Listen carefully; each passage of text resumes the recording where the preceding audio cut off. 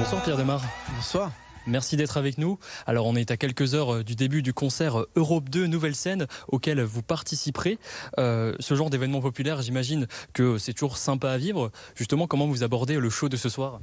Comment je l'aborde? Avec beaucoup d'impatience et de joie et l'envie de faire bien, très bien, comme toujours.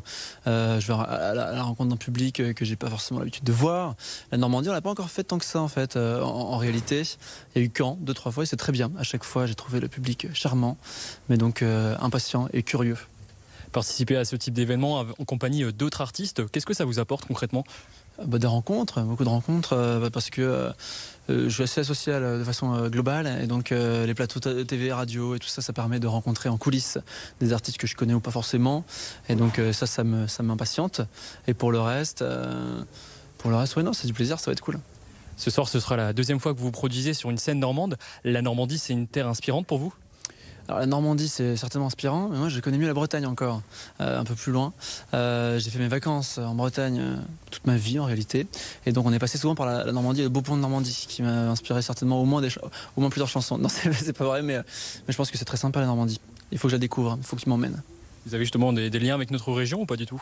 Oh, pas tant que ça, mais bientôt oui, c'est sûr. J'aime bien quand je découvre une localité en particulier, découvrir les spécialités qui sont propres à cet endroit. Donc n'hésite pas à me faire découvrir des spécialités locales. Et comment est le public normand ? Comment il est, je le connais pas bien encore. Je l'ai vu 2 fois pour le moment, je pense, à Caen, une première, et je me souviens plus exactement de la dernière fois. mais il est a priori charmant, comme tous les publics. Peut-être timide, peut-être pas, je sais pas. Je découvrirai ce soir. À tout juste 21 ans, d'ailleurs dans quelques jours ce sera vos 22 ans, un bon anniversaire en avance. En l'espace de quelques mois vous avez subi une ascension fulgurante grâce à votre single Un jour je marierai un ange. Comment on vit tout ça ?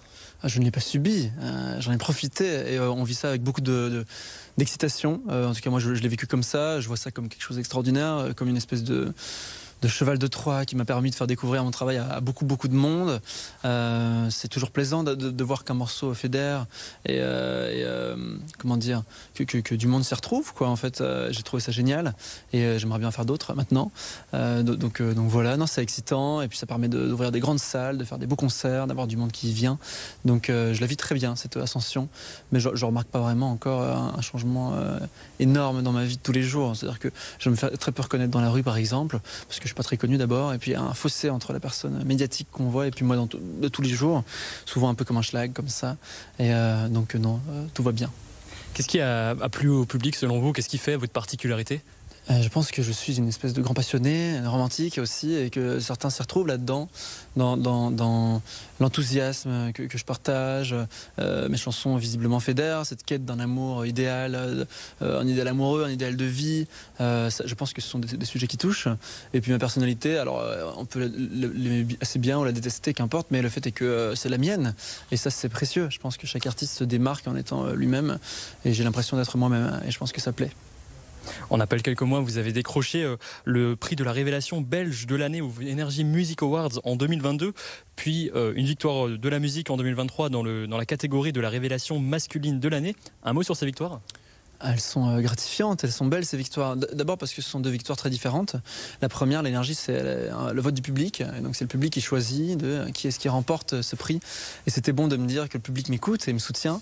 C'est hyper beau en fait, c'est peut-être la plus belle en réalité d'un point de vue purement symbolique. Et puis la seconde, ce sont tous les professionnels du milieu qui votent et me choisissent, et c'est très beau en fait, parce que ça veut dire que ce que je fais est validé par les pros, et les pros ce sont ceux qui s'y connaissent, ceux qui écoutent, qui ont une oreille, et c'est gratifiant et c'est soulageant, parce que j'ai toujours eu une espèce de syndrome de l'imposteur qui faisait que je savais pas si c'était bon ou non du tout, et donc là je me retrouve avec cette victoire des pros, votée par les pros, c'est soulageant.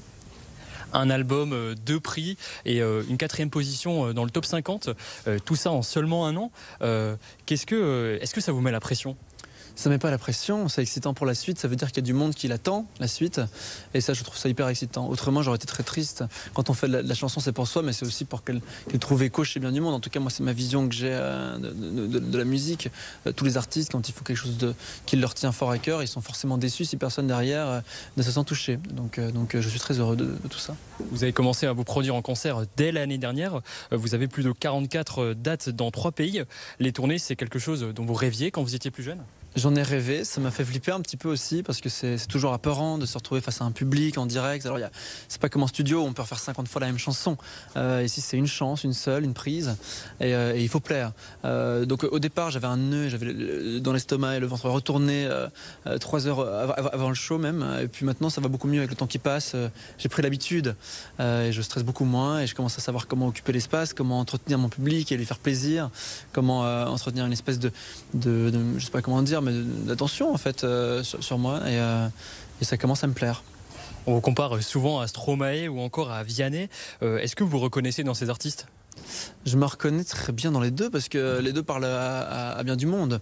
Et les deux. Alors, Stromae, c'est mon idole, mon icône depuis bien longtemps. Je le dis partout, je le crie sur tous les toits parce que je le trouve extraordinaire. Il est à la fois brillant musicalement, créativement, mais aussi, je pense, humainement. Et puis, c'est quelqu'un qui propose un projet global avec du stylisme, avec une image qui est forte, avec un propos, un personnage, et puis la musique, bien sûr, au centre de tout ça. Et ça m'a beaucoup inspiré. C'est important pour moi de faire un projet global. Et puis Vianney écrit très bien, Vianney compose bien, il fait des tubes et j'admire cette capacité de faire des tubes et de toucher du monde. Et je pense qu'il est charmant aussi. On entend souvent dire que votre style d'écriture musicale s'inspire un peu de celui de Jacques Brel. Justement, quelles sont vos autres inspirations musicales ? En France, Brel est belge, mais en France, j'aime particulièrement Yel pour le côté abstrait, pour les images qu'elle pose. Elle nous donne des indices sans jamais imposer une histoire vraiment très crue, très frontale. Brel, c'est marrant, je trouve ça assez différent finalement de ce que je fais en termes d'écriture parce que lui, c'est hyper brillant, mais c'est très décrit, c'est assez précis. Là où moi, je m'évade et c'est beaucoup plus évasif chez moi. Vous avez un nouvel album en préparation dont la sortie est prévue pour cette année. Justement, est-ce que vous pouvez nous en dire plus ? Pas encore d'album en réalité pour cette année. Pardon. Non, l'année prochaine peut-être, qui sait. Ou alors une réédition, j'en sais rien du tout. Mais jusqu'ici, l'état d'esprit, c'est de faire un maximum de chansons. Et puis on verra bien sur quel format est-ce qu'elles pourront sortir. Mais faire des chansons qui me plaisent, qui me touchent, qui sont encore plus belles que les précédentes. C'est l'objectif. On s'y met avec mon frère. On s'est mis en Bretagne il y a quelques jours pour commencer on a entamé la création, la compo de plusieurs titres. Et puis on verra selon les avancées quand est-ce que ça sort. Mais l'envie, c'est de faire de la nouvelle musique, bien sûr. Mis à part potentiellement peut-être un nouvel album, est-ce que vous avez d'autres projets en tête ? Alors il y a l'Olympia qui arrive très vite, le 12 mai, donc dans une semaine quasiment. Un Zénith l'année prochaine, c'est important de le souligner, le 28 mars prochain il me semble. Ça va être énorme, il faut le remplir et le préparer surtout. Donc beaucoup de concerts, beaucoup de festivals cet été, les Vieilles Charrues, les Franco, La Rochelle et compagnie. Et puis sinon musicalement, cet album, peut-être travailler avec la mode qui me passionne véritablement, je ne sais pas comment encore, mais j'aimerais bien. Et pour le reste, m'épanouir humainement, surtout, me faire des nouveaux copains, trouver l'amour, qui sait, j'en sais rien, on verra bien. Ok, très bien. Vous êtes ici à la 4e position de l'Ultra Top 50 francophone l'année dernière. La première place, est-ce que vous y pensez ? La première place, est-ce que j'y pense ? Pas vraiment. Je pense pas que je pense qu'il y a beaucoup de morceaux qui sont absolument iconiques et qui sont restés importants aux yeux de tout le monde et qui ont été 10e, 15e, 100e des classements. En fait, la première place, c'est beau une fois, mais ça sert pas à grand-chose, il me semble. Merci beaucoup Pierre Demar. Et on rappelle, on vous retrouve ce soir sur la scène du Trianon transatlantique à Sotteville-lès-Rouen que vous pouvez apercevoir juste derrière moi.